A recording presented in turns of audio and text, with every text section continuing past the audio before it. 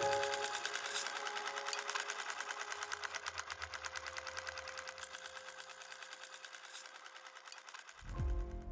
everybody, and thanks for tuning in to the Battle Hardened Hartford coverage that I was able to record over the weekend. While the stream itself was busy with the calling, I was able to set up a little bit of a backup rig to catch as many games of the Battle Hardened as possible. And thanks to the cooperation of some wonderful judges, namely Oscar Gomez. Love you, man. We have some really good games, a lot of high variety caught on camera. So with the help of a bunch of casters from the community who jumped in to help make this happen on a really quick turnaround time, remember these matches literally just happened yesterday, we've got some bangers for you that are going to be released all week long, with the final specifically dropping on Fridays so we don't conflict with the Calling Liverpool. Now, if you want to go an extra mile and support these kinds of efforts, please consider becoming a channel member so when you actually watch these videos live, you get some extra emotes in the chat, and it goes a really long way in helping me travel and hit up all of these battle hardens, no matter how big or small, across the US. So with that, I will let the card guys take it away. What's up, guys? Josh Lau and Nathan Crawford here with the Card Guys, and we have the great pleasure of bringing you guys the very first round of the Classic Constructed Battle Hardened from Hartford, Connecticut. Nathan, you were there. You were playing in the calling, but surely you had your eyes on the Battle Hardened in between rounds, you know, checking out the new meta and seeing, you know, who rose to the top, which heroes rose to the top. This should be a good series here. We just want to thank Ethan for recording all of the Battle Hardened for you guys. And yeah, let's just get into it. Our very first match today is going to be Sir Boltyn, Breaker of Dawn, against Bravo, Showstopper, a oldie but a goodie. Let's just jump into the match now. All right, guys, welcome to round one of the Hartford Battle Hardened. Heavy Hitters just released.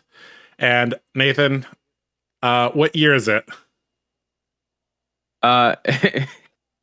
Year of heroes that are, you know, weren't really represented in the recent metas, especially Boltyn and Bravo to a certain extent. Bravo was kind of forgotten for the longest time while Oldham was running around, and Starville as well. But it looks like both these heroes are here to stay. I asked that question because that is a Rampart of the Ram's Head. Is this Oldham or is this Bravo? It looks maybe an off-brand Oldham at best, but we'll see. So obviously Chris is looking across from that and saying, okay, this is going to be a long game. Basically, I know Chris is a good enough player to automatically recognize that he's combating fatigue right now, and he's going to start setting up a plan. Of course, Josh, you can explain exactly what they need to be doing, you know, setting up via the Vanguard, Spirit of Arena, flash in those Luminas kind of situation to create that really large turn. But can the Bravo provide some like opportune timing disruption to kind of counteract that? Yeah, I anticipate that the Bravo is going to be sending some attacks back and forth here.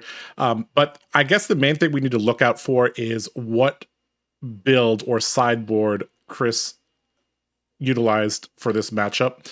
There is a possibility that you sideboard in too many defense reactions, anticipating that the Bravo is going to be, you know, Unga Bunga Bravo and not have enough gas, basically.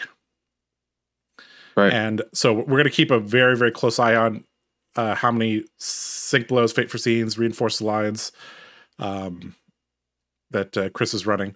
Because with Raiden, there is a threat of being fatigued here.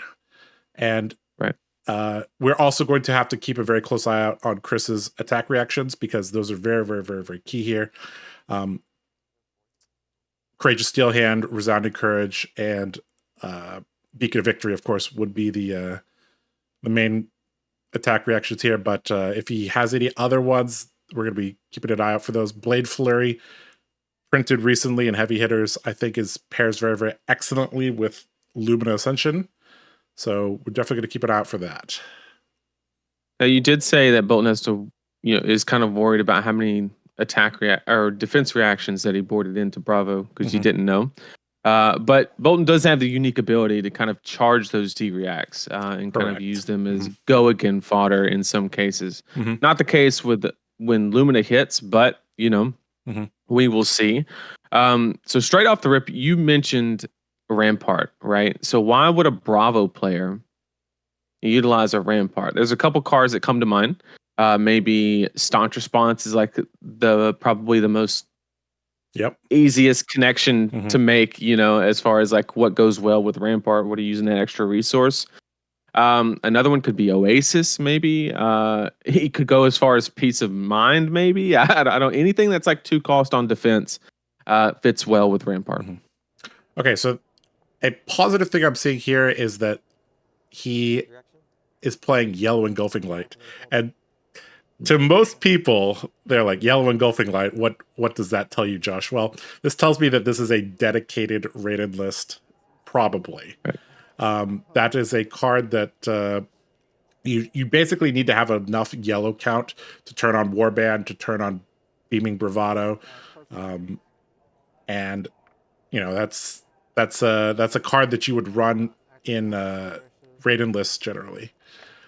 So we have a Beacon of Victory being pitched here. This is probably going to come back somewhere in the second cycle here, depending on how many beacons he plays.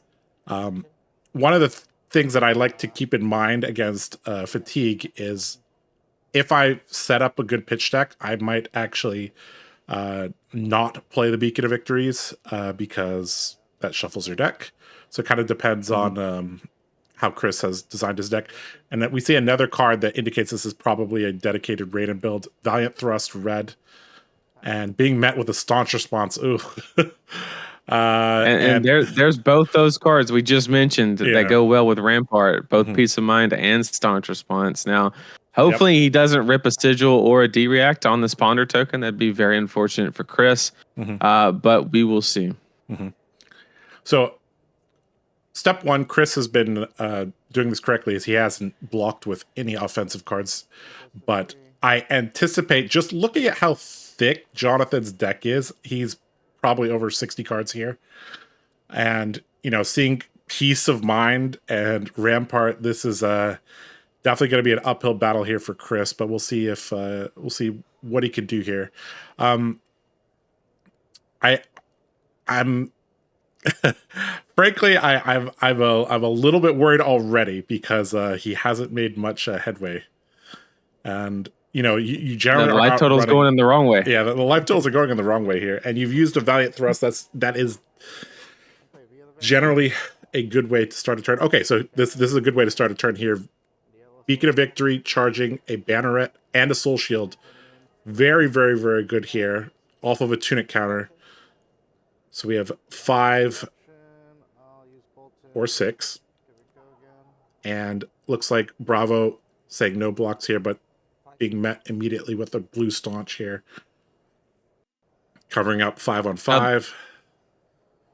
Oh boy. Now, the one downside in this situation, though, is there's no Spirit of Arena. So that basically tells Jonathan that there's 0 chance that there will be a Lumina flashed in at any point, because obviously doesn't have that ability. And if you do play Lumina between the V and the Sword Swing, it'll close the combat chain and cancel the benefit of that V of the Vanguard.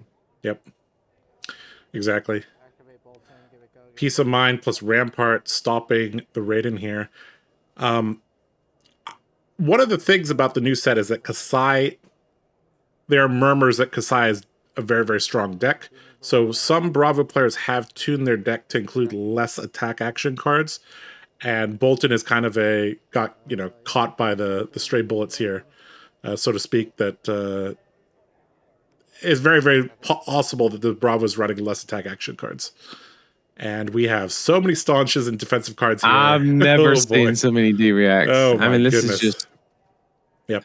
Okay, this is a Bravo deck that's just always set out to do exactly that. Okay, so the highest priority here for Chris is to get Spirit of Arena into play.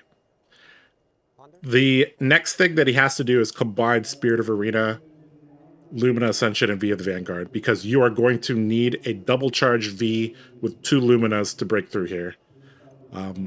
That is a ton of damage if you can line it up, and this Bravo is going to give you all the time in the world to do that. So that is what I would be working towards doing right now.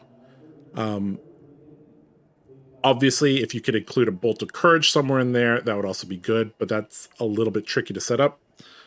It seems like Chris is in a rough spot right now because we're down, what, 1V and 1 Valiant Thrust red? Yep. And 0 damage gone through. So Exactly.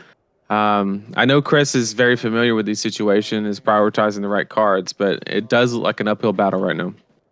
Mm-hmm. Okay, so yellow Valiant Thrust also included in this list is a good sign. That means this Boltyn deck does have a lot of offensive power, and we're kind of seeing the intentions here of Jonathan blocking with Crippling Crush. He has no intentions of winning through life total here.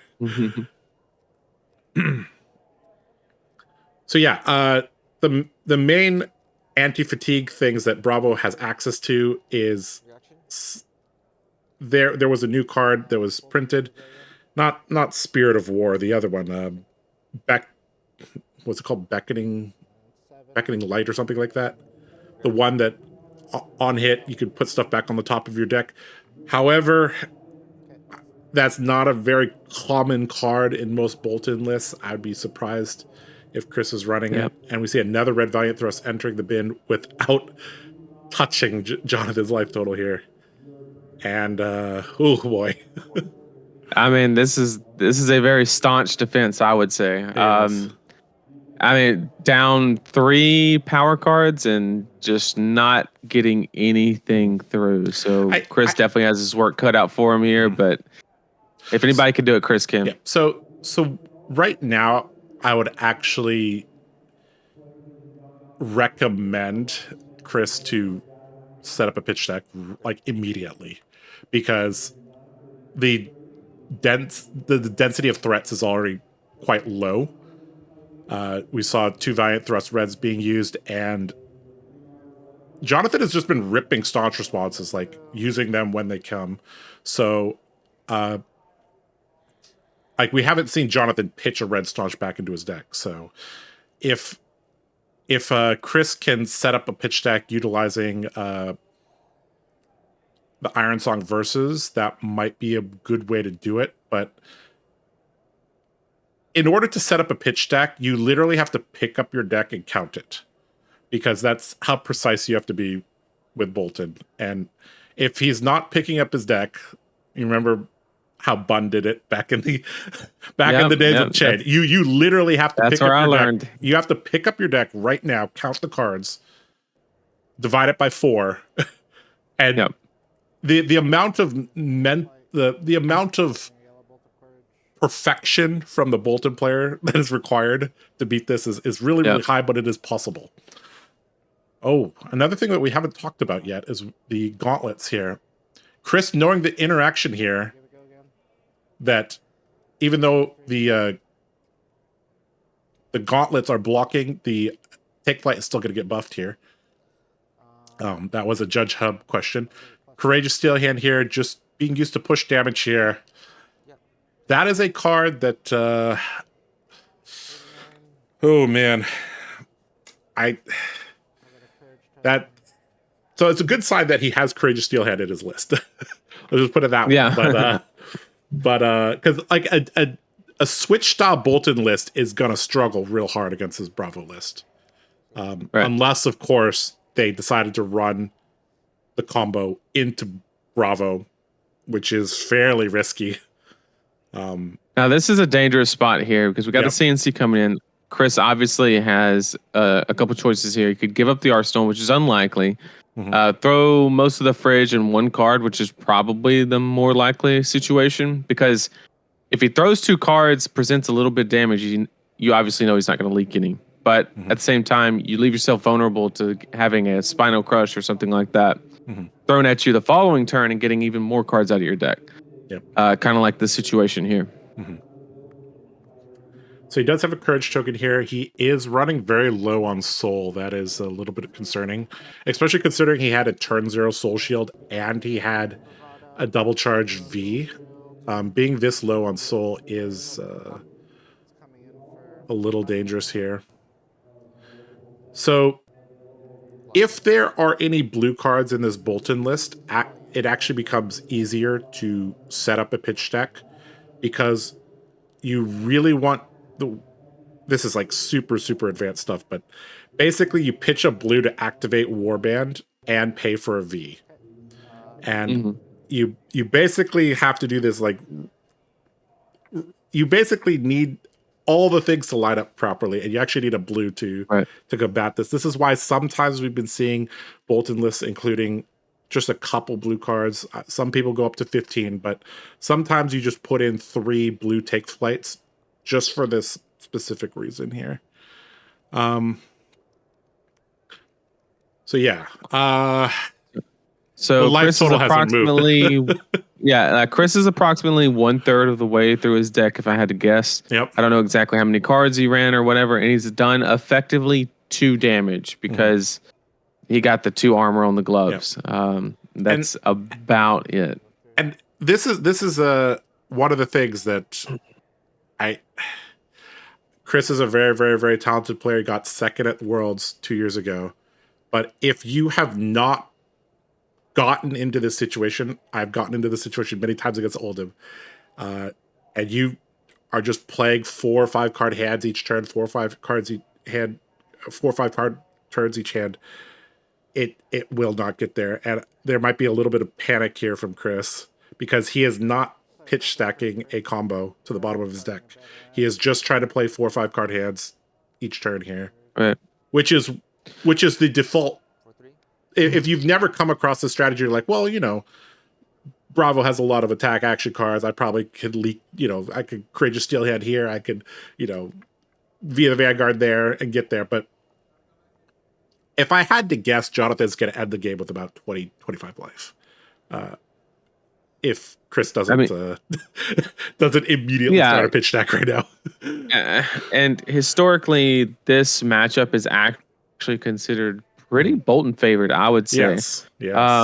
And it's mainly off of the premise that basically Boltyn creates these awkward breakpoints based on the attack power increase on his hero ability, a lot of on hits, and Bravo is like 90% attack actions, and kind of it's very hard for Bravo to hold that tempo in a lot of cases, and where Boltyn it's not very difficult. So historically, it's a very Boltyn favored matchup, but that's not the way that this matchup's being played on the Bravo end. And we're seeing here Chris using the Snapdragons here, and I mean from like a fundamentals of Fab, it's like, well, you have 4 cards, you play Bolt of Courage, charge a card, you don't want your turn to just end, right? So you snap it and move on. But like this doesn't have why is this Bolt of Courage for 3?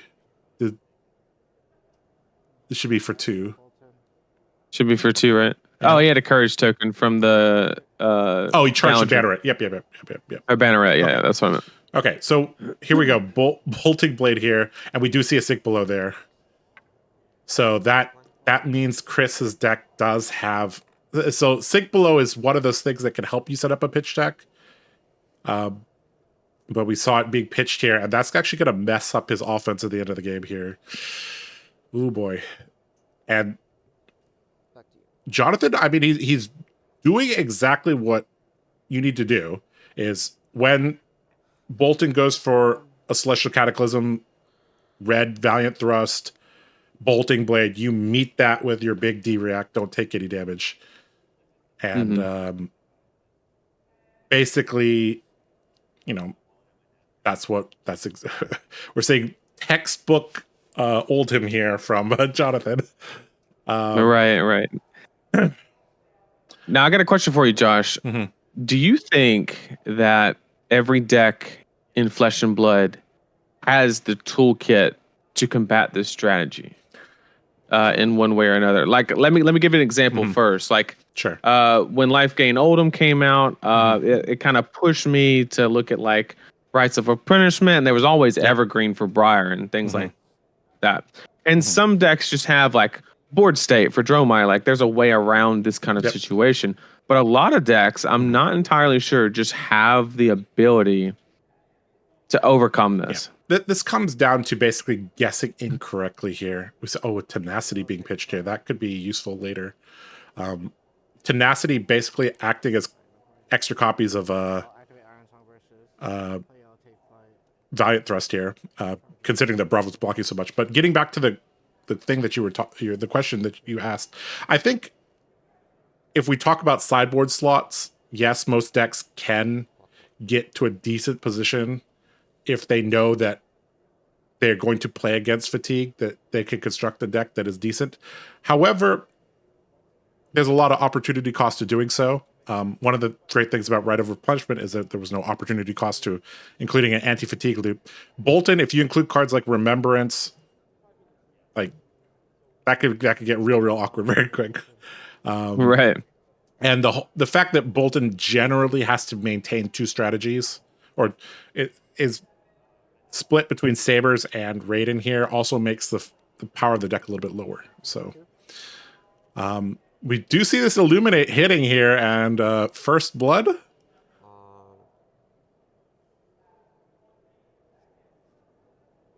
Oh, maybe not. Yeah, I like this. I like this block with the boots because giving him a soul and giving him a quicken token is effectively the same thing. Mm-hmm. Yep. Okay. So okay, he said it went too far, which is correct. They basically pump the attack, which is declare block, and so basically taking 2, and then Illuminate goes to soul and hit. Yeah, so that's one of the things. Like, if people are blocking, I generally don't react to that. I will say, "Are you done blocking?" Because sometimes people like add 3 and then add 2 and then add 3. So, the civic steps there, basically jumping in too late there. All right, so we got a quicken token being created here, but unless he has a attack react, this is not. Okay, never mind. Okay, so Jonathan blocking here, going to give him opportunity to give this go again, and he's going to do so. Can he take advantage of this with Raiden with go again? Yeah, this seems good here. Now, this does bring up an interesting thing that I just thought of. So, Roger Boltyn is a proponent of playing Sabers into Bravo. Now, historically, I've thought that that's a not so hot idea, basically, because you kind of like, the disruption can be super timely, although Boltyn runs plenty of D-reacts and has a fridge to kind of counteract that. But it does seem kind of iffy. However, I can say with almost certainty that if Chris did have a list that had Sabers in it and he loaded the Sabers package into this matchup, short of like something really bad happening, is it not just like an auto win because you wait on the triple Lumina and you just kill him in one turn? Boltyn is one of the best decks of killing decks that just dart around and do nothing. Right. Tree Frog, Dash, Oldhim, and Bravo that's acting like Oldhim are all very easy prey for Boltyn Saber combo to take down. And in the past, I used a Saber combo against Oldhim and Bravo. I have swapped to playing Raiden against Bravo these days. But, looking at matches like this makes me go like, I don't know. You got to be ready just in case, right? Because it is an interesting point, though, because if you are thinking about playing Boltyn, or you already currently do, and you don't want to get the quote-unquote question wrong, I think Sabers pays the least amount in opportunity cost while still giving you a solid chance into both strategies.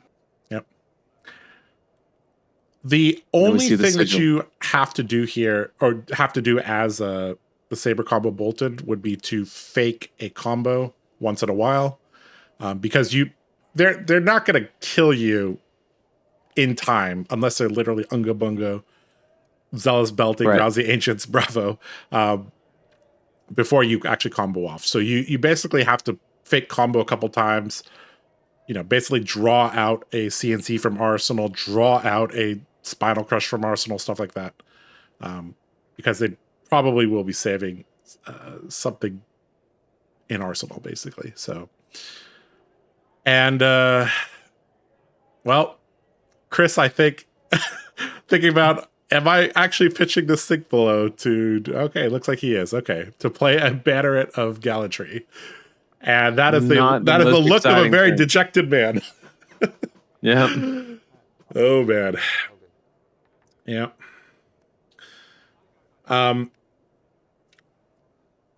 This match was lost in sideboarding. It seems that way. Or deck building. I don't actually think it's possible. After Chris submitted his deck list, there was no way he could win this matchup. Or it is possible that he had some cards on the sideboard, maybe a Remembrance or two, maybe the Sabres combo in the sideboard that could help him here. But a pure Raiden strategy, which is... So, I've seen a trend of generally people that have picked up Boltyn. So Chris is a player that plays all types of decks, right? I've noticed in general that people that pick up Boltyn want to play Raiden. And it's only really, really hardcore Boltyn players actually learn both styles. Right. Because actually the Saber combo, I in my opinion, the Saber combo is actually very tricky to navigate because you have to know you have to know a ton of cards. You have to know that certain things exist. Like, if you're playing against Assassin, you have to know that there are cards that can banish your equipment if you block with them. So, and okay, we have a double Lumina here, but they weren't flashed in. So, here we should see all the armor being committed here from Bravo, basically. A Blade Flurry here would be excellent, but I don't see an indication that Chris has Blade Flurry in his deck. And Peace of Mind plus Gauntlets here. Oh man. And playing around the beacon for one. Yeah. And which is that's another smart. thing, is that if you see your opponent presenting the Gauntlets of Iron Will, you need to keep your soul at like 3 or 4. Right. Because you need the option to pull a beacon for 2. I mean, obviously he didn't have the opportunity to do it here because he needed to banish that one soul for go again. But this is I guess it's going to hit, so it'll refill. This is really dangerous. He could get soul starved here and miss out on a third attack here. Plus the what happened. Okay, so he missed out on a third attack plus the Valiant Thrust there, and that would have been a good burst damage there that could have broken through there. Jonathan recognizing that he could soul starve him there. And yeah, that's playing 2 Luminas out and not swinging 3 times. I mean, after seeing that, I'm 90% sure that that's probably game ending. Just with, I mean, that's so many of your power cards, and effective damage is a little bit of armor and 2 life. Yep. And I don't even know if he's played the 3rd sigil yet, so it might get back over 40. Yep. There's no telling. Mm-hmm. All right, gotta give this go again here. And gonna Valiant Thrust this turn here, but he still has 2 cards here plus an arsenal. Tons of life to work with.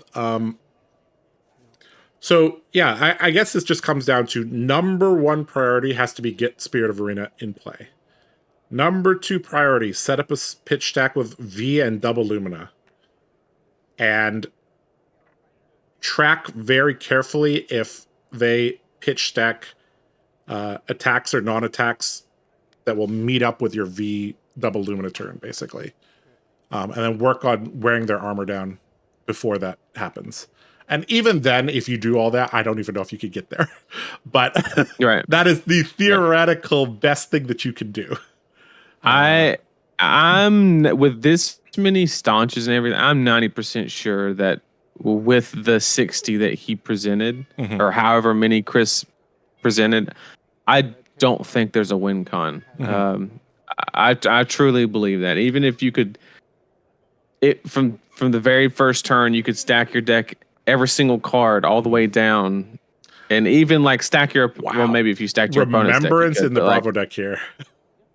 Yeah, I mean, it just has everything, right? Like, yeah. And the reason that it's so rough right now is half the time Chris doesn't even have agency on whether he can give his attack go again because there's so many D-reacts and instances and stuff like that are not pumping the attack. So he's having to also on the fly have the soul problem fixed and also line up ways to pump his attacks to actually give them go again.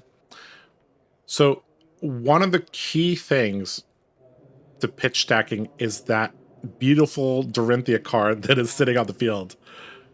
Yeah. Iron Song Versus allows you to pitch stack as Boltyn, and you have so much life buffer here that you could have done it, but like you said, in the end, it may not even mattered. Right. But we're gonna see Chris, I think, give it his best here.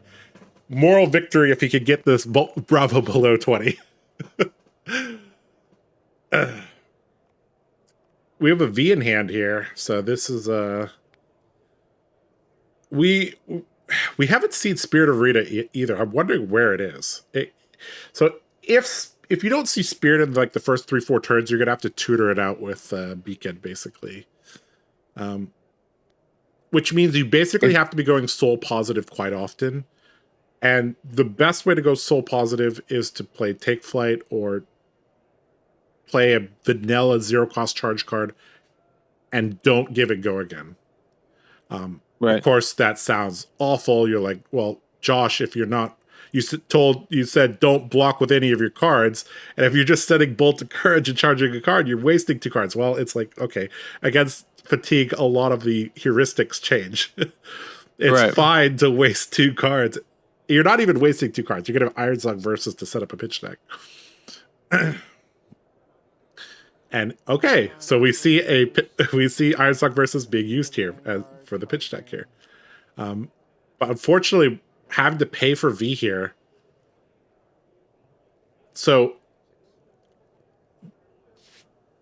yeah, this is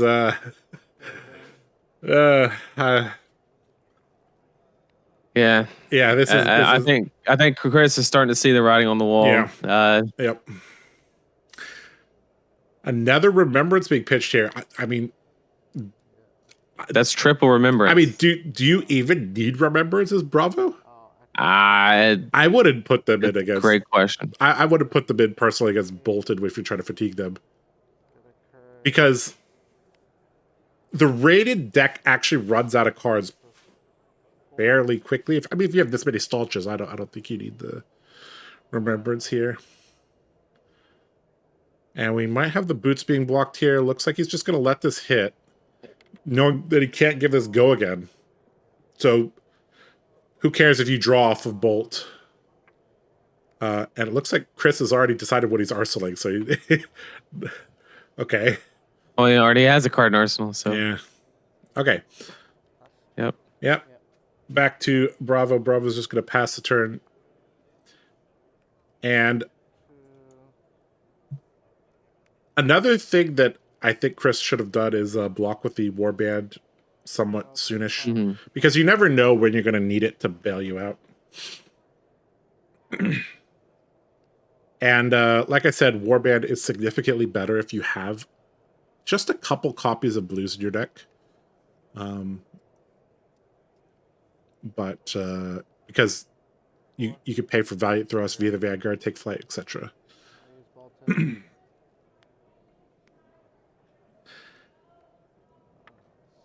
Valiant Thrust here. Very good here, but one of the things I'm seeing consistently is that he just is running out of soul. So, like, for example, if Tunic was on 3 and he had another Valiant Thrust in Arsenal, that's like how you push damage, right? But you basically have to line your turns up such that they're more spiky.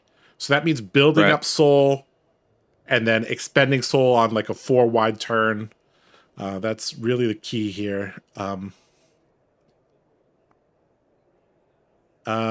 Well, yeah. I mean, Nathan, I feel like this is just a giant TED talk on how to play against fatigue, but I mean, basically.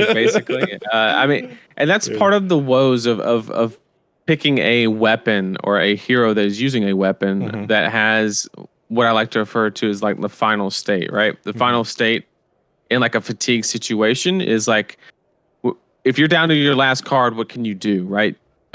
If you're Guardian, you can still swing forward. That's probably one of the best final states. And then Raiden for 0 is not, clearly. So you have basically running Raiden, you have no final state in the game, which means that if you do run out of cards, that you are effectively done.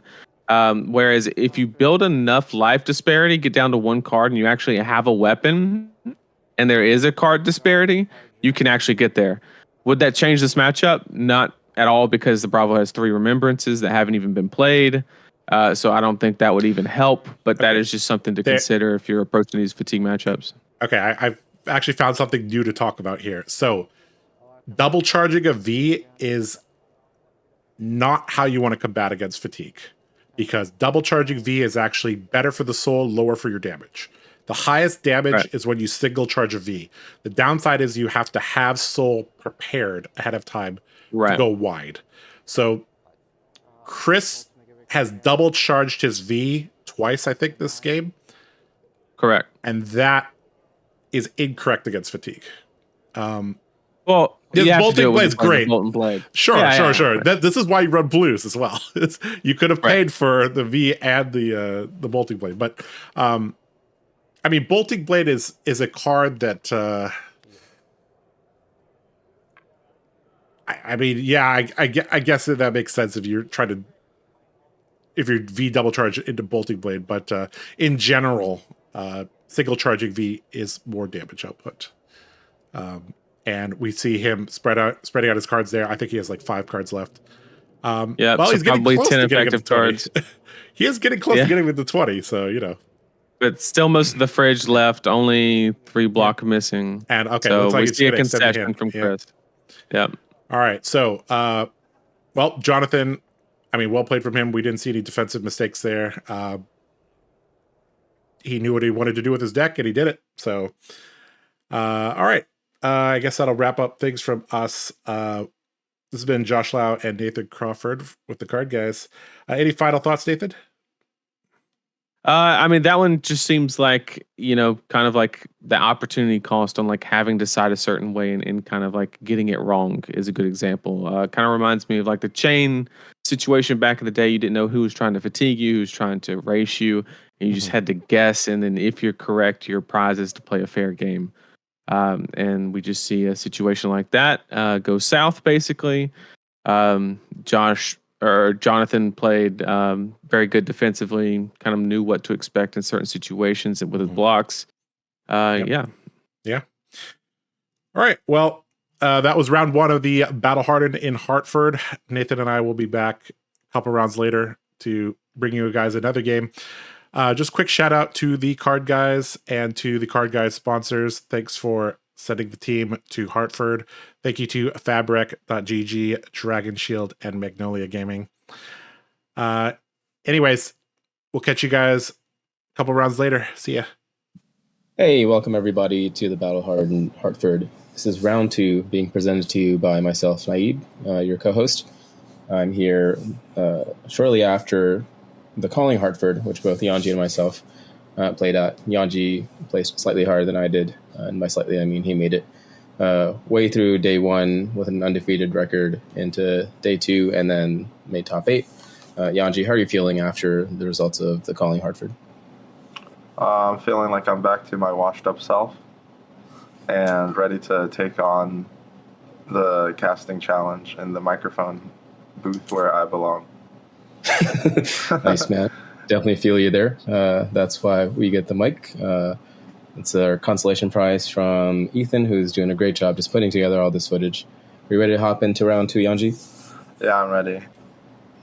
All right, perfect. Looks like we have 2 Kanos, both Marvel. That's, there's a buff there for both of them there. Looks like the equipment suite that we're being presented is pretty much the same, or it's exactly the same. We have the Ragamuffins hat, which is, of course, a mainstay in the Kano deck for a couple years now. And then we have the Stormstriders, of course. We see Majin Bay on the left and Jimmy, Nero, Demers on the right. Majin Bay, of course, using the white border Stormstriders, whereas Jimmy is using the rainbow foil Stormstriders. How do you think that plays into this meta, Yanji? Yeah, I think white border is just strictly more powerful than black border. You get an intimidation factor. I wanted to, before they really got into it, talk about the players because I did some research beforehand. Majin Bay, I think, is a little bit more well-known of a player, but Jimmy, I looked up, is actually quite a grinder in his own right. Is placed pretty high on the 90-day XP leaderboard, is actually qualified to PTLA through 90-day XP, so we got two very experienced players kind of going at it. Wow, that's phenomenal. And I've got to say, Nero is one of my favorite names of all time. So Jimmy has a fantastic name, so he's already winning the battle there because we don't even know Majin Bay's real name. Or should we say, we know it, but he is the base to Majin's. They're both presenting, of course, the Metacarpus node and the Alluvion Constellus. Majin is opting to present 2 white border cards, and Jimmy is here with a full suite of rainbow foil teams. Majin looks like he's pitching his Aether Wildfire and opting with the Eye of Ophidia. Yeah, he also pitched a Cracked Bauble that is probably a proxy for some card, but couldn't catch exactly which card it was. It's a proxy for the Eye of Ophidia. He put the eye on top of them. Oh, okay. Got it. Yeah, and kind of wanted to talk about their weapons before we're getting into it. I think the last time that I cast Kano, it was at the Battle Hardened in, I think it was Orlando, and the matches were very fast, but that was not a Kano mirror, and it was Kano versus, some other hero, and then all of those games ended on like turn 1 or turn 2. Yeah, exactly. Because the wizards have native arcane barrier, the wizard mirrors usually go much longer, and it's sort of a who's going to pop off first kind of game. It's almost always the wizard that's able to maintain most of their tempo and their armor pieces that is able to close out the game. But wizard mirrors are one of the trickiest matchups to navigate in the game, and it's always how can I strip the most cards from my opponent's hand. And here it looks like Majin Bay is playing that snapback, getting most of the cards out of Jimmy's hand, if not all of them. Yeah, and definitely. Interestingly enough, I think the battle of getting the Alluvion counters and also Waning Moon is going to play a big role in determining the outcome of this match. I think if you get more value out of Waning Moon and Alluvion Constellus. Yep. And Jimmy took 1 damage, but he's definitely winning right now because he has 1 counter on his Alluvion Constellus, whereas Majin has 0. And that really defines this matchup because the Kanos that are able to build up their Alluvion counters are able to generate more resources and tax their opponent's hand more on a per turn cycle basis.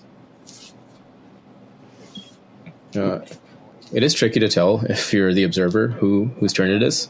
Oftentimes on stream, if it's a wizard mirror, we'll ask them to put a little counter or icon to indicate whose turn it is. As a caster, it's sometimes tough. But I believe that Jimmy took the play, and then Majin started the turn by Kanoing into, I think it was like the tome and the snapback. Exactly. Taking Jimmy's hand, and then now taking the playing Tome of Findel from Arsenal. I think is really big in the matchup. It's such a big swing in terms of life totals. Yeah, it's extremely strong, and you'll notice that the Kanos will both really just be looking at their pitches for a while before they end their turn, because that's really what defines this matchup. Who is able to turbo through to their pitch stack first and kill their opponent before they're able to turn back lethal. Here we see a new card that Majin is pitching here. The Aether Arc, I believe that's called. Yeah, kind of like I would say it's a pretty important upgrade for Kano. The Ponder token doesn't always come up because Kano doesn't necessarily have, a ton of really good arsenal cards. Yep. But when it does hit, like, it's really good, right? It lets you just play in a way where potentially getting an extra card, putting that Aether Wildfire, putting that Blazing Aether into your arsenal. Yeah, absolutely. And I got the chance to talk to Peter Budenzik for a little bit, who is, of course, Majin's teammate.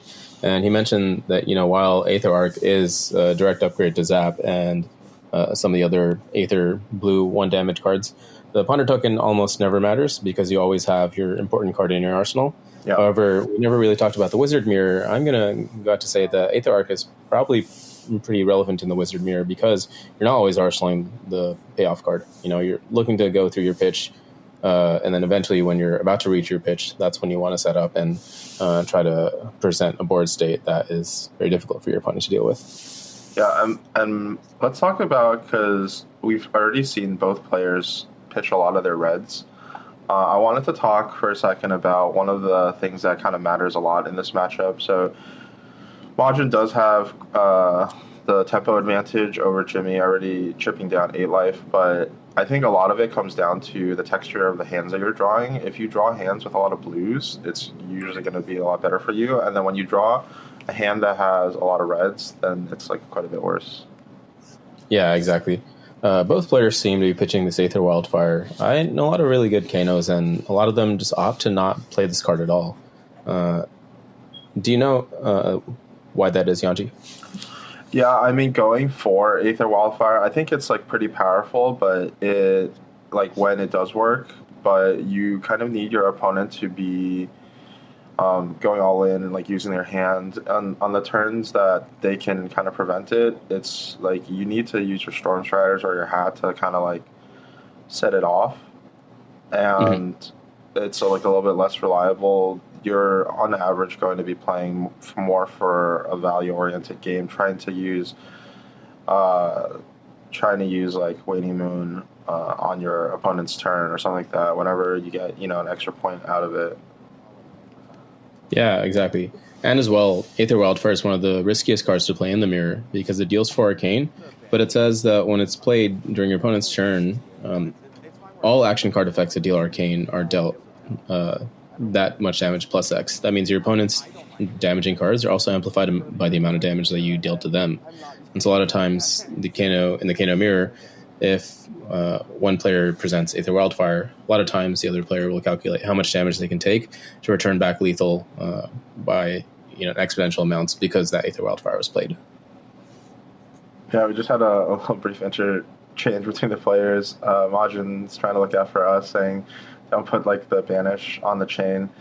I think Kano presents a unique challenge for the players in terms of where do the cards go, because I mean, if you just put all the cards in your banish zone, like underneath your deck, then it's kind of hard to follow what's going on.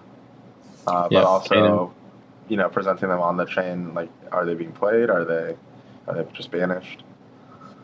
Yeah, exactly. It's really difficult to indicate, unless you have a predetermined strategy. One of the things I see a lot of Kano players do is they'll just take their banished cards and put them sideways, whereas when they want to play the cards, they'll flip them vertically. Yeah, anything that the Wizard players can do to just kind of throw each other off. And we see Jimmy has kind of banished 2 of this what is called Aether Arc.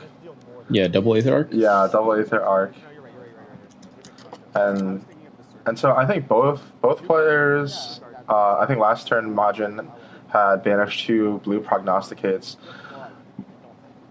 Some part of this is you're just trying to get lucky and you're trying to cycle through. Like, really, the payoff is after you know the order of your deck, and so a lot of these intermediate turns, you're kind of just like going through trying to present as much as possible, because I think as the Kano player who is not the turn player, any amount of arcane damage that you're preventing above 3, like, you can spend 1 card, but if you have to spend 2 cards, it kind of leaves you open for a potential combo. And even though we mentioned before that combo is not the primary game plan, it's kind of something that you always have in the back pocket.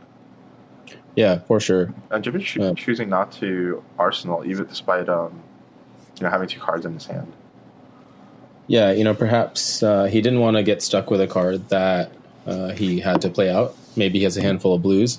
It's often not a great idea to arsenal blue because that blue represents life mitigation that you have against your Kano opponent. Looks like Majin is opting to pitch the energy pot. I've seen this energy pot be very, very impactful on Wizard Mirrors. Why do you think Majin is opting to pitch this rather than play it out, Yanji? I think Majin knows that Jimmy's hand has a lot of blues, and so usually if your hand has a lot of blues, then it means that you're set up to take a more aggressive line on your turn.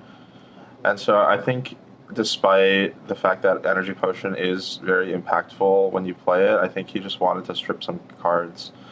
Jimmy did, basically, quote-unquote, waste 2 cards the previous turn by choosing neither to Arsenal nor to spend them into Kano. Yeah, Jimmy just seems like he doesn't care about his arsenal at all here. He's just saying, hey, I'm going to try to do my setup as best as I can. Present whatever you can. I'm going to mitigate and then just go back to you. Maybe he's just not drawing a red. I still think, while you don't want to arsenal a dud, it is, if you draw a red, it's fine to arsenal it because you can present it back to your opponent as damage. It does seem that Majin Bey has been on the lead. Usually in the Kano mirrors, usually one opponent is the aggressor and the other is the defender. It seems that Majin's been the aggressor throughout, and so perhaps Jimmy finds himself in a defensive position and is therefore choosing not to arsenal guard. Yeah, I admittedly don't have a ton of expertise in this matchup, but I wonder if playing too cautiously is going to end up coming to kind of bite Jimmy in the long run, because even though you can kind of protect yourself from Majin potentially comboing off, it is pretty scary to kind of, leave yourself with no cards in your hand, like blind Kanoing.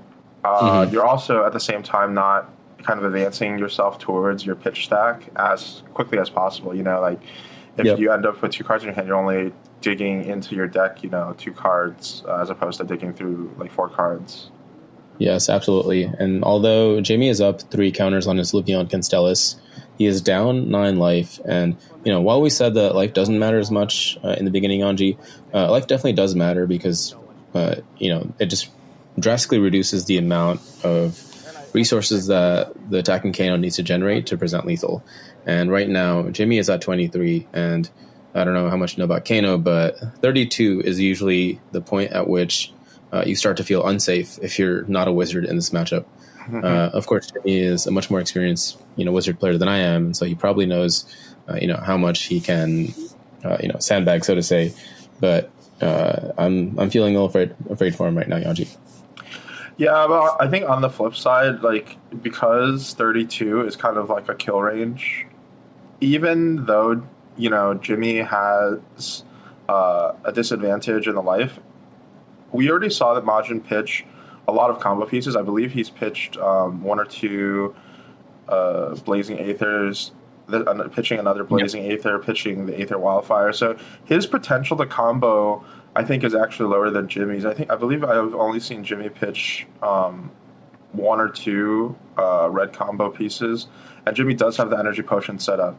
So Jimmy kind of has that going for him, where he has the threat of combo, whereas if both players have been really paying attention to the pitch stack, admittedly a little more than either of us, I think, then you can make a better assessment of how much risk you can take. Right.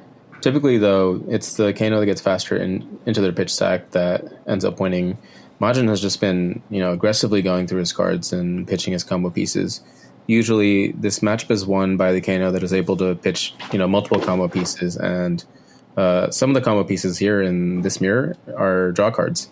We've seen Majin already pitch some Tomba Aether Winds, and that tells me that he's going to look to generate a, 7 or 8 card hand before he goes off. That, is able to help him present lethal while also shielding him from the arcane damage that his opponent will be able to present on the turn that he decides to go off. Yeah, if you're tuning in to this match, expecting to see or evaluate the game as any other game of Flesh and Blood, the things that the players are playing for are drastically different, right? Things like deck velocity, things like setting up these combo kills is just not really something that most characters in this game, other than Kano, can do at all. Right. Yeah, currently there's no legal character that is able to present damage on this axis. aside from, of course, Runeblade, but Runeblades play, although they deal arcane, they also deal a lot of physical damage. It's funny that this is the feature match of this round, because this is quite the opposite of the theme of the set. We are right in the midst of heavy hitters, and here we see two Kano players opting to go and present. I'm assuming, well, we know it's Majin's favorite deck, and as you mentioned, Jimmy probably plays a bunch of different decks. It's really cool to see the resurgence of Wizard here in this meta. Why do you think these players are opting to play Wizard, Yanji? What really is at the core of a Wizard player's will and desire to play that class? I think it's a little bit of craziness, a little bit of, you want to be a little bit different from all the other kids. I think, honestly, Wizard is just positioned pretty well in the meta, as we see a lot of people wanting to try to play Brute, wanting to play Guardian, Warrior, these decks which incentivize opponents or to pack a lot of defensive options. Those defensive options oftentimes come in the form of stuff like red block cards, red defense reactions. These are not good cards to combat Kano with. And so doing arcane damage is really good.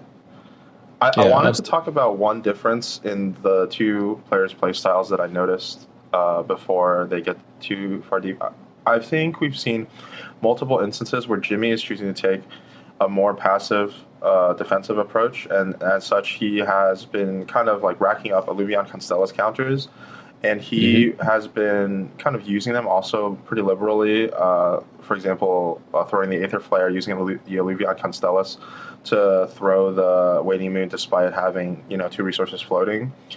On the last turn, Majin Bay played a Lesson in Lava, had the counters for Alluvion Constellas up, but chose to just spend the resources instead for like max efficiency. He's kind of, I think, just going to bank these counters. Yeah, exactly. Majin really understanding what benefit the Alluvion Constellas presents to him in the late stage of this game, whereas Jimmy really is using the Alluvion Constellas just to claw back that life total, perhaps expecting his opponent to continue throwing arcane at him, and so Jimmy's probably feeling that he won't have any trouble continuing to generate these Alluvion Constellas counters. Jimmy also, interestingly, is what a great card, and now that Jimmy has played this card, it kind of makes his playstyle make a lot more sense. Having cards like Oasis Respite really punish you for going for aggressive blind Kano lines, because if you hit a Oasis Respite, you're basically just discarding a card. But exactly.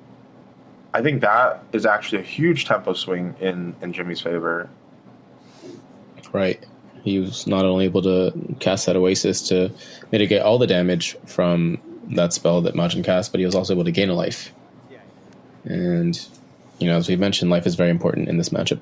Now, Jimmy is playing that energy potion, but he slid it over. I guess he's just indicating that potion was on the stack before he chooses to go to the end of his turn. Yeah, Kano, unlike many other heroes, it's difficult to shortcut a lot. A lot of players are used to shortcutting through multiple phases. You just go from attacks to damage. You skip like the part where the attack is a layer, etc. Kano priority is so important because both players can play basically their entire hand at instant speed if they wish to. Yep. And here we see why Majin has such experience with his deck. He's opting to cast this Aether Wildfire on his turn. That tells me he's not going to risk playing Aether Wildfire on his opponent's turn, letting them potentially amplify their own damage. He's only going to use this as a way to swing tempo and continue developing his pitch stack. Yeah, and I believe this should be his last Aether Wildfire because he hasn't shuffled his deck. Absolutely. Looks like Jimmy is thinking about whether or not to take this Waning Moon damage here. Yeah, there's a life discrepancy. Not sure who's taken the damage. Honestly, the damage is like a little bit difficult to follow. Even for us. Both players just making sure that the life totals are correct. All right. Looks like Jimmy is down to 17, 13. Oh, 16. Okay. Almost half of Majin's life total here. That is quite a precarious place to be as a Wizard player. 16 is a number that can go down almost instantly in these types of games. But Jimmy has developed his board a little faster and better than Majin, I would say. Yeah, and both players are just like kind of talking about. I think Jimmy also feels a little bit unprepared for this matchup. He said that he wasn't sure what to do other than like playing potion and passing. Definitely is. I think just going off of body language, the less confident of the two. Confidence is such a big role in Flesh and Blood. Knowing exactly what it is that you have to do can be a big factor in deciding how you make your plays. Also, how your opponent responds to the plays. If you make a lot of your plays confidently, your opponents might get a little bit intimidated. Yeah, absolutely. I've not played a Kano mirror in CC, but I've played multiple Kano mirrors in Blitz, and in the format, there are a couple mirror breakers, one of those being Nourishing Emptiness. I'm wondering if either of these players are playing any copies of those cards. I can't imagine that Majin Bey is playing Nourishing Emptiness just based off of, I think, how he's choosing to Kano so aggressively.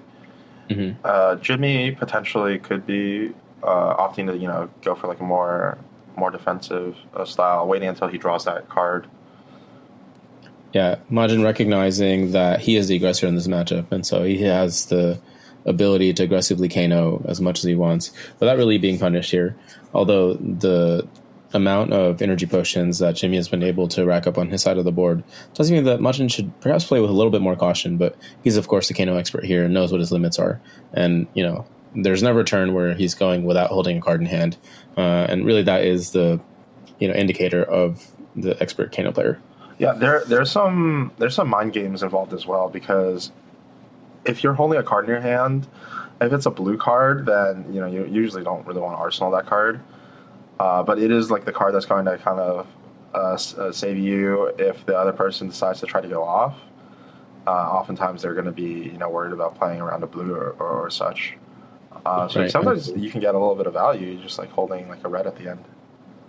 Oh, here Majin is opting to pitch his last Tome of the Aetherwind. That is in between a red Voltic Bolt and a blue one. Is that right? And Jimmy has a window here because Majin just pitched two reds. They just pitched two reds for the Waning Moon. It looks like he's kind of inviting Jimmy to try to combo. Right. Combo is a little difficult when your opponent has an energy potion up. For each energy potion they have up, you really have to think about the amount of damage that they can mitigate. And so if you combo off and are unable to present lethal, it can put you in a really precarious position for the rest of the game. But like you said, like you said earlier, Majin feeling like really confident. I would be somewhat confident toning it down. I'm pretty sure that the last card in Majin's hand was also red. Drawing a 3 red hand in the Kano mirror often spells out disaster, but yep. Majin has kind of had the tempo for so long that he's basically at starting life total. Yeah, exactly. And he's exactly at starting life total. Yeah. It's almost as if, Majin just believed in himself to be able to get through that turn, and he willed it into existence. His opponent not recognizing the potential for a combo that turn. Yeah, so last card was a Tome of Findal. Not a red, but just letting him set up, just increasing the buffer that Jimmy has to kind of fight through. Now, That being said, I think no matter what, like Kano is capable of doing more than 40 damage in a single turn. So while there is a life disparity, if Jimmy can hit, like the right sequence in his deck as it comes into the second cycle, then no matter what life total Majin is at, he's always at risk of dying, especially with the potions that are on board. But right. Jimmy's just not going through his deck fast enough, I don't believe.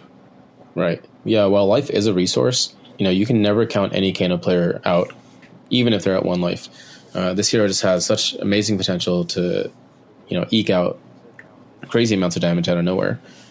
And as you mentioned, Majin continues to aggressively filter the top of his deck by Kanoing. And I would say Majin is at least a third of the way higher up in a stack than Jimmy is at this point. Yeah, I think to be able to just like go through your deck to pitch your blues for Kano activations so liberally when your opponent has all these potions on the field, it's quite a scary proposition. Jimmy has a card in his arsenal, 4 cards in his hand, 2 energy potions. He has a lot of stuff that he can threaten. Right. And Jimmy is just not choosing to... I don't think I've seen Jimmy just blind Kano off the top. Has he done it once this game? Maybe he's done it once or twice. But I can't recall a time when he's done that. He's usually opted to just cast spells from his hand. Yeah, spells from his hand, use Waning Moon. Yeah. I wonder if they have a difference in the amount of blues to reds that they're running. Majin seems to have enough blues that he's just confident, hyper aggressively Kanoing off the top turn after turn. Yeah, well, and Jimmy... seem like, I was going to say, Jimmy is playing those Oasis Respites, right? So I don't believe that he's not cutting combo for those Oasis. No, of course not. You would never cut a combo card for an Oasis Respite. Yeah, so Jimmy must be playing fewer blues.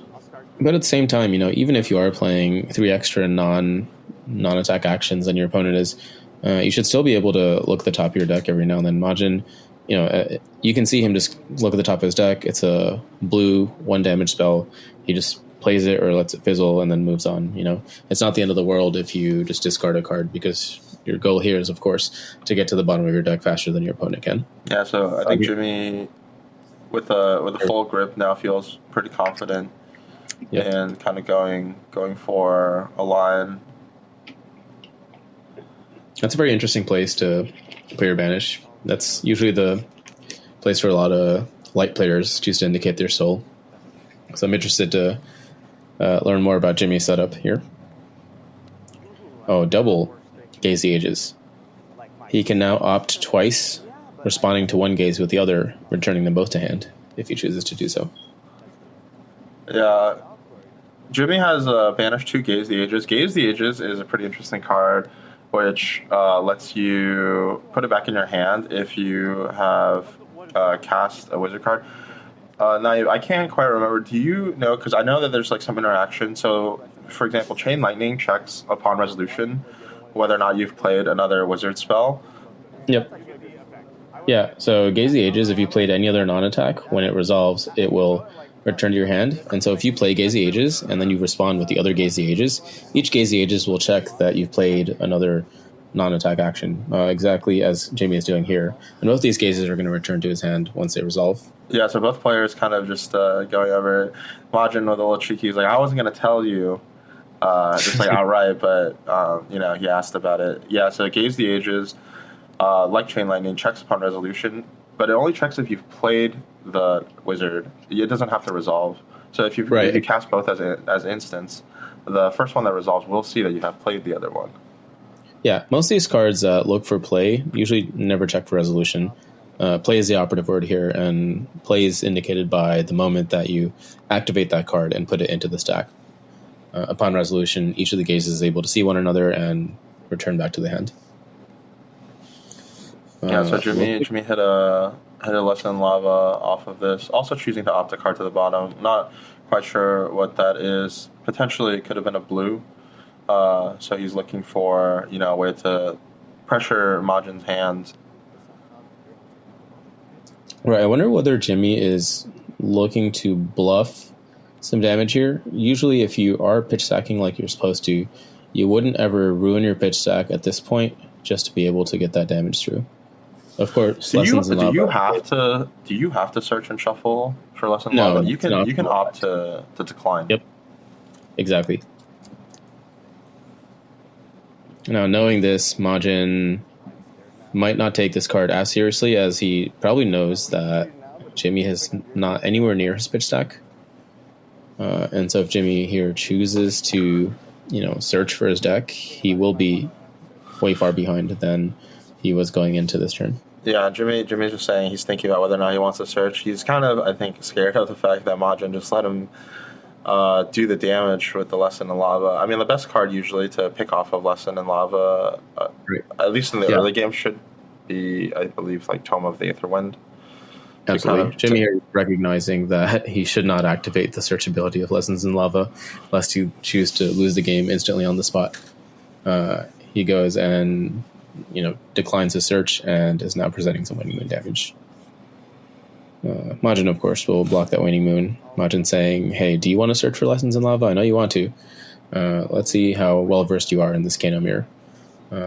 This is, I think, the first time we see Jimmy really think about the pitch stack and how he wants to order these cards. Yeah, Jimmy's saying he doesn't think he's going to get to this part of the pitch stack. Majin's saying, I think Majin's a little bit of gamesmanship. Maybe you will, maybe you won't. Right. And we do see the Nourishing Emptiness. Majin. Yes. The Nourishing Emptiness, of course, Yanji, the mirror breaker of Kano's. This is usually one of the scariest cards in this matchup. One, because you're not ever able to cover up the full 6 damage, unless you're Jimmy and running Oasis Respite right now, and you have it at this moment. Oasis Respite, double duty. Protecting from the wildfires and from the Nourishing Emptiness, but I don't believe he has it in his hand. No, he does not. He takes the 3. Kano dealing physical damage. Kano now going up to 5 intellect. One of the scariest places to be against a wizard is when they have 5 cards in their hand to your 4. That has an entire either 3 resources or 3 damage in their hand, or another potential combo card. I am not happy to beat Jimmy at this point, Yanji. Yeah, and Majin, I think, actually should be somewhat close to the beginning of his pitch stack. I think we are on turn 7. It's like turn 7 or turn 8, and Majin has been aggressively, Kanoing. Yep. Here we see Jimmy opt to play the Aether Spindle from his arsenal with 3 cards left in hand. Majin with 5 intellect now has the opportunity to really just go off and blast his way into round 3. Yeah, Jimmy still has 2 cards in his hand and the E-Pod, so it's unlikely. I believe Majin did pitch 2 Aether Wildfires kind of early on in this game, so probably going to be trying to set up a double Wildfire turn if he goes for the combo route. Majin also does have the option of kind of like comboing, making you spend your hand, and then, just doing some damage on his own turn. Right. Whatever the case, Majin is going to be presenting way more damage to Jimmy on these 2 turns than Jimmy will be presenting to Majin, I believe.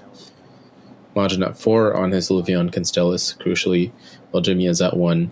While Jimmy was the one to rack up the early Constellus counters, Majin does not really liberally use that Luvion Constellus, and we may see him be rewarded for that fact. Yeah, so that Nourishing Emptiness basically converted into, there's an extra 3 life? Yep, exactly. And now Majin's going into his turn with exactly the same amount of cards as his opponent has in his hand. Yeah, and this type of setup, I wonder if we're at or if we're at or close to the second pitch, second cycle.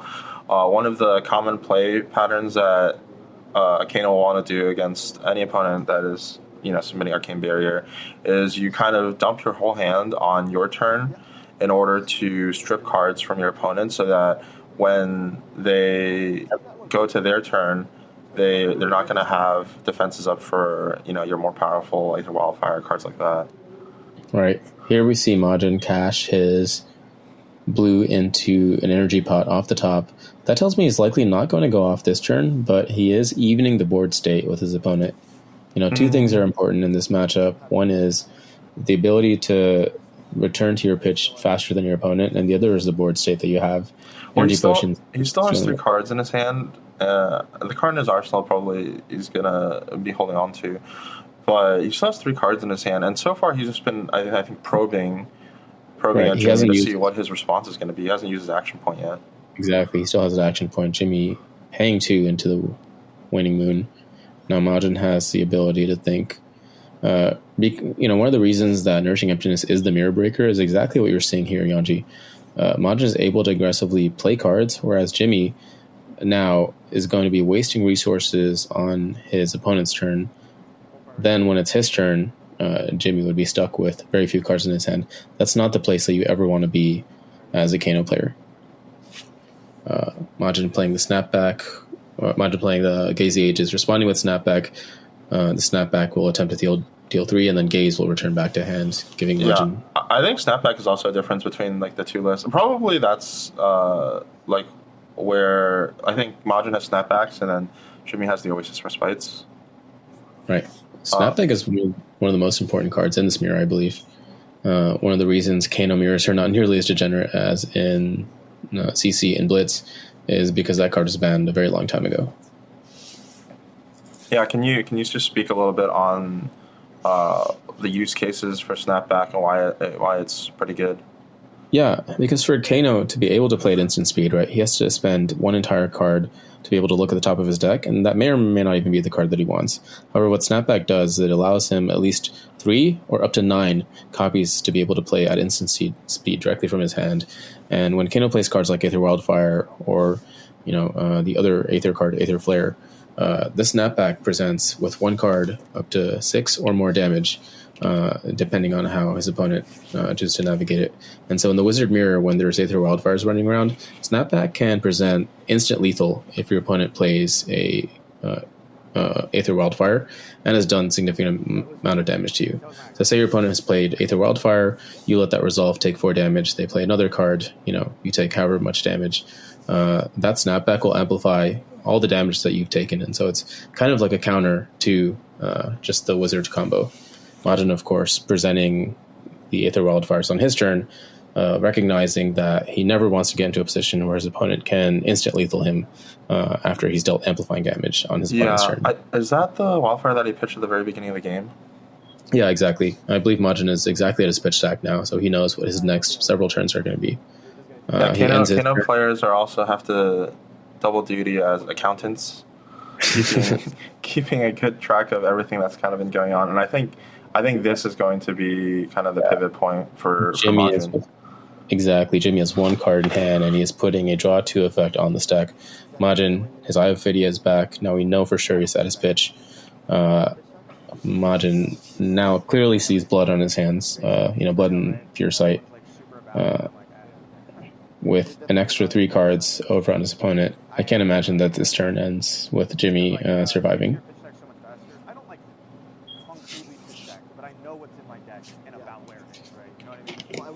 The players are having a conversation right now. Jimmy is like, "Oh, you're at your pitch stack. You know what's going to happen." And then Majin admitting that he does not have clairvoyance or robot memory. Yeah, no, there are very few players that I know that actually have robot memory and can memorize a 26 deep pitch stack. Yeah.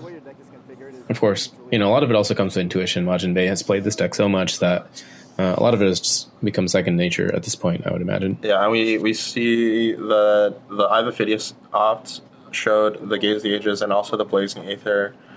Yep. So the Blazing Aether is going to be pretty big if he can get through the damage. But Jimmy is representing, potentially up to 6 or 7 more resources that he has access to, 4 from the E-Pots. This is how you know that a Kano player is an expert. Sorry, 8 more resources. Yeah, yep. You were saying. He starts the chain with the Blazing Aether.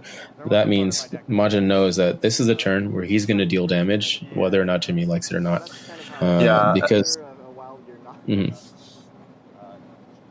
Because the first card in the stack. Yeah, because the first card in the stack is the Tome of Fyendal. Putting Blazing Aether at the second point in the stack means that whatever damage Majin is going to deal is just going to be dependent entirely on the resources that Jimmy has in his hand right now. And so if he's able to resolve Blazing Aether with 7 or however many more damage plus the amount of resources that Jimmy has at his disposal, he'll be able to kill Jimmy before the Tome of Fyendal is able to resolve and gain Jimmy any health.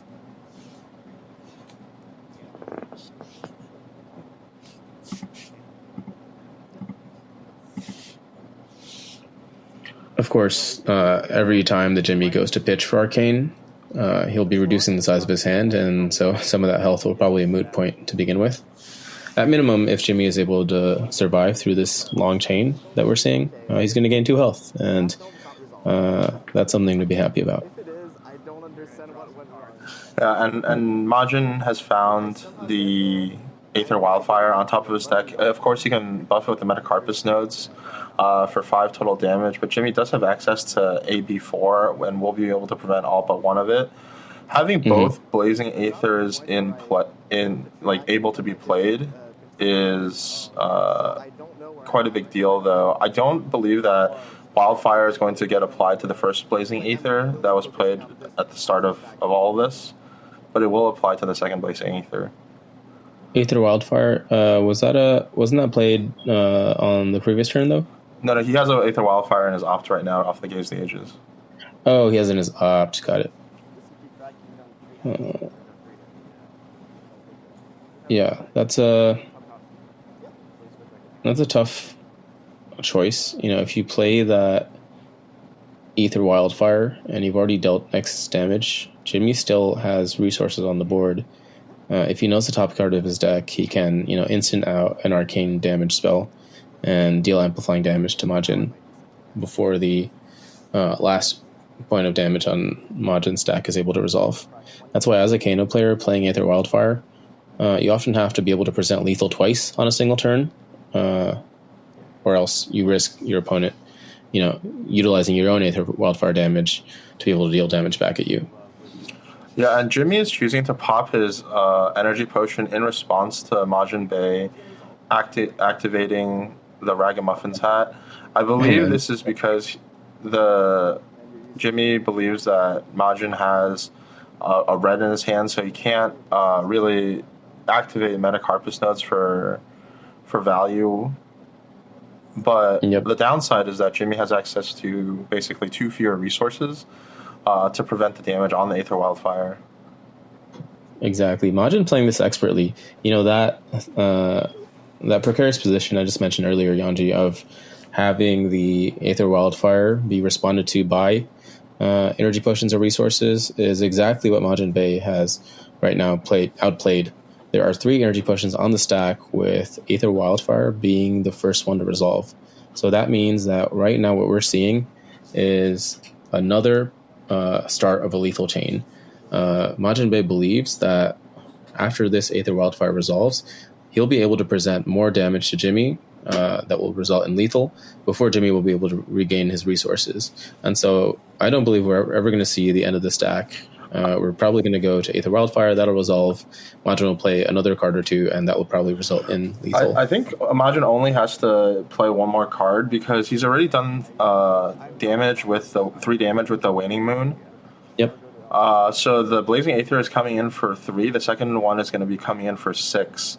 Assuming nothing gets prevented. This Aether Wildfire, even if Jimmy had prevented all the damage, if Majin just presents, any more damage either with his Storm Striders or with Kano activation, I believe that would push him into the lethal range, even if Jimmy has a blue in his hand. Majin allowing that E-Pot to resolve. Very interesting. That tells me he needs some extra resources to deal a little bit more damage before he feels confident with his stack. Jimmy spending his resources to play another useless potion. That gives Majin another 2 resources. This is not where you want to be as the Kano player on Jimmy's side. Yeah. Majin allowing the other one to resolve as well. Wow. Okay. Yeah, and I think Majin's just letting everything resolve because he knows that he has the kill. Yep. This Blazing Aether is coming in for 11 because Jimmy had let the Wildfire hit. Yep. Wow. Yeah, and that is game. Jimmy did not have enough resources to be able to play any card, whether it's from the top of his deck or in his hand. Utterly being starved of resources and cards on the go-off turn. Majin Bey aggressively pitch stacking through and aggressively looking and Kanoing off the top to be able to get to his pitch stack way faster than Jimmy is able to get to the bottom of his. Of course, a lot of that is simply due to the fact that Majin has so many reps on this hero, so much experience playing Kano and Kano mirrors. It's really hard to fault Jimmy for losing this one. Majin, of course, an expert in this matchup. Some might say a one trick, but of course he plays other heroes as well. What a phenomenal masterclass in the Kano mirror, Yanji. Yeah, I think we really saw what confidence and experience in the matchup can really do for you. just knowing exactly what it is, what your game plan is from start to finish. So congratulations to Majin Bay for moving on after round 2. This is our time to sign off. I would like to promote our Discord channel, the Runaways Discord, where you can find drafts, CC games, just like a community of people to practice Flesh and Blood with, so that you also can become a Kano mastermind like Majin Bay. For sure, yeah. And just to piggyback off of that, Yanji, not a lot of people know that, I joined the team not too long ago, but last time around, all these draft resources were available to me, and I just squandered them, Before Worlds, the first time I had drafted was the day before. This time around, I spent so much time playing Draftmancer. I think I had about 30 draft games before I went into the calling, and I placed at 13th, losing only to my teammate Cody, who made it to top 8. That's the best I've ever performed in a limited format, and a lot of that is thanks to the incredible resources that we have on the Runaways channel. And so to all those listening, don't be like me and squander those resources. Come and draft with us. Come have some fun. There's a lot to learn, a lot to gain. Pro Tour is coming around the corner, and me and Yanji will be excited to see you on the battlefield in person and also in our Draftmancer tables. Signing off here, I'm your host, Naib, joined by Yanji. Any last words, Yanji? It was a lot of fun, and hopefully the rest of the Battle Hardened. I'm kind of excited to see how all the matches play out retroactively. Yeah, definitely. We were able to see a little bit of the finals, and of course, my favorite hero currently of the set was able to win. That's a little mini spoiler for those of you who know what kind of heroes I like. But stay tuned until the end of the Battle Hardened, and we have some phenomenal matches in store for you.